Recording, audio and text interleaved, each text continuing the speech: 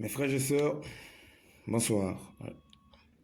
Si toi aussi la défaite du Chili national t'a fait mal, regarde cette vidéo. Dans cette vidéo, je vais vous donner pourquoi le Chili national a été éliminé. Quelles sont les causes réelles de la défaite du Chili national. Tout d'abord, analysons l'équipe. L'équipe du Chili national, c'est une équipe qui ne joue pas avec envie. C'est une équipe qui ne joue pas avec vivacité. En gros, lorsqu'ils sont en train de jouer, vous sentez que les mecs, ils n'ont pas l'amour du maillot. Sinon, vous battez une équipe comme le Congo. Vous battez une équipe comme le Congo. Et là, tout est joué. On se dit, bah, les gars, ils sont qualifiés. Ils sont revenus. Nous avons Guirassy Gol. Guirassy, le meilleur joueur. Le ballon d'or africain. C'est justement là le problème. Guirassy, le ballon d'or africain. Est-ce que ses coéquipiers veulent bien que ce mec remporte le ballon d'or africain? Parce que vous ne pouvez pas avoir un joueur comme Guirassy et ne pas mouiller le maillot. Les gars ne jouent pas avec amour pour le pays. Les gars ne jouent pas, ils ne mouillent pas le maillot. Sinon, le but qui rentre sur la Guinée, vous remarquez qu'au fait, les défenseurs, ils oublient au fait l'attaquant qui vient au fait derrière le dos. Ils l'oublient carrément.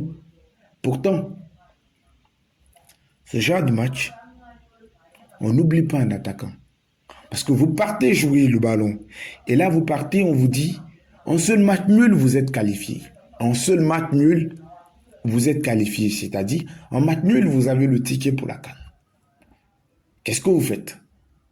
Lorsque vous rentrez, si vous ne pouvez pas marquer un but pour garantir ou alors sécuriser votre victoire, la moindre des choses à faire, c'est de se battre. Vous marquez même pas un but.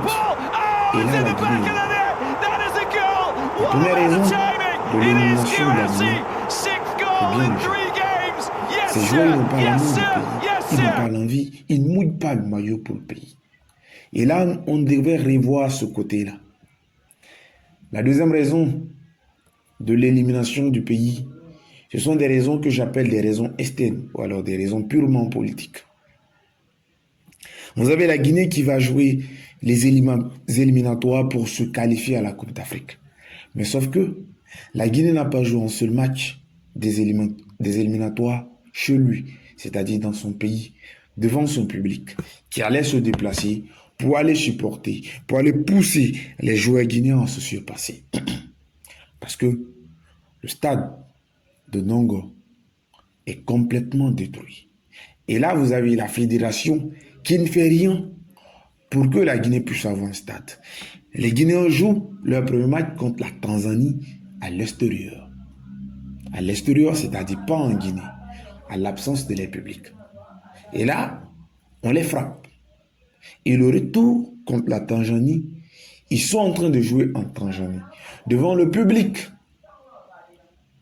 de l'équipe de la Tanzanie, qui était là, qui poussait les cris pour supporter les joueurs. Et à chaque fois que la Guinée avait des occasions franches ou que les joueurs guinéens approchaient de leurs poteaux, pour ceux qui ont bien et bien regardé le match, on entendait quoi? Des hurlements, des cris. Cela perturbait les joueurs guinéens qui n'ont pas eu, eux, l'occasion de jouer ce jeu devant les publics. Peut-être que le match allait que la Guinée avait perdu. Si c'était devant le public guinéen, avec la pression du public, peut-être que la Guinée allait gagner ce match. Et que là, on n'allait pas être éliminé. C'est cette raison que j'appelle la raison externe. La troisième raison, c'est bel et bien la faute de la Fédération guinéenne de football. Vous avez fait une fédération qui joue, au fait, on a l'impression qu'il y a des amateurs qui ont la Fédération guinéenne de football. Sinon, sur ma page Facebook, je n'ai jamais critiqué cette fédération. Mais vous ne pouvez pas licencier un gars comme Kaba Diawara. Kaba Diawara, ça reste un gars que j'aime. Mais nous avons gardé l'émotion pour voir. On se disait que peut-être que ce changement allait faire du bien à la Guinée. Vous licenciez un gars comme Kaba Diawara. Et quand vous licenciez Kaba Diawara, vous prenez un adjoint que Kaba Diawara avait cherché au fait. Et là, en prenant l'adversaire que Kaba Diawara avait lui saché, pour venir remplacer Kaba Diawara, vous pensez faire du mal à qui? Pas à Kaba Diawara, mais à l'équipe nationale de la Guinée. Et ce mec vient, il enchaîne des défaites. Il plombe l'ambiance de l'équipe. Et la fédération crée un autre problème en appelant un entraîneur qui a fait, voire même des années, sans entraîner une équipe. Un entraîneur qui a un bilan chaotique, désastreuse avec l'équipe nationale de la Guinée. Pour venir prendre la place de Kaba Diawara, je vais dire que cet entraîneur, ce n'est pas un grand entraîneur. Vous-même regardez ce match. Vous voyez quelque part que l'équipe nationale est en train de subir de la Guinée. Les remplacements viennent tardivement. C'est après que la Guinée est sanctionnée. Il fait ses remplacements. Et en faisant ses remplacements, c'est vrai, il a gagné des matchs. Mais ça ne fait pas de lui un excellent entraîneur. Il a gagné des matchs parce que Kaba Diawara et son équipe avaient battu un terrain. Il a hérité d'une bonne équipe. Et là, vous voyez, il refuse de sélectionner le jeune Moriba, qui pourtant a refusé l'Espagne pour la Guinée. On peut dire qu'il a des difficultés en club, mais en équipe nationale, il le prouve toujours. Il prouve que c'est un bon joueur. Et là, la fédération est responsable. Parce que cette fédération n'a pas pu faire les bons choix pour l'équipe nationale de la Guinée. Et là, il a sa part de culpabilité là-dedans. La quatrième raison, c'est au niveau des joueurs. Nous avons l'impression que les joueurs de la Guinée, il y a une concurrence entre les joueurs. Entre les joueurs qui se disent, pendant la CAN, nous on était là. On a joué, c'est vrai, on a été éliminé, mais on a quand même joué. On a prouvé quelque chose. Je veux parler notamment de Bayou, qui a fait une superbe CAN, qu'on aurait pu aligner avec Guirassy en pointe d'attaque, c'est-à-dire jouer en 4-4-2. Mais là, on préfère Kamano, on laisse Bayo sur le banc. Vous avez Mandé qui vient en sélection.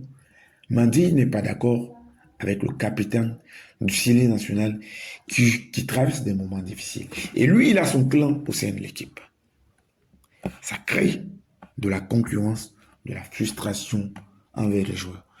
C'était là quelques raisons de la défaite du Chili national.